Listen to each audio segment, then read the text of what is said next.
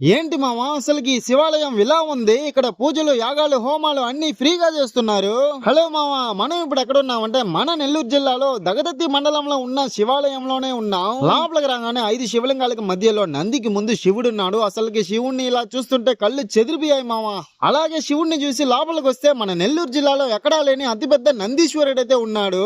అలాగే నందిని చూసి లోపలికి వస్తే లింగేశ్వరుడైతే ఉన్నాడు. అసలుకి చెప్పడానికి మాటలు లేవు, చూడడానికి కళ్ళు సరిపోలేదు మావా.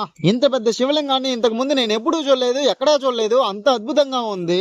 అలాగే ఈ గుడిలో 24 గంటలు అన్నదానం అయితే చేస్తున్నారు. మరి ముఖ్యంగా ఈ శివాలయంలో ఇంకో స్పెషల్ ఏంటంటే పరిపూర్ణ ఆయుష్ పొందాలనుకునే వాళ్ళు, విజయాన్ని సాధించాలనుకునే వాళ్ళు, పెళ్లి కావాలని కోరుకునే వాళ్ళు, నాగదోషాలు ఉన్న వాళ్ళు అందరికీ ఉచితంగా పూజలు అయితే చేస్తున్నారు. పూజకి తగ్గ ఏర్పాట్లన్నీ గుడి తరపునే ఏర్పాటు చేసేస్తారు. మనం చేయాల్సింది ఏంటంటే వచ్చి పూజ చేయడం మాత్రమే మన పని.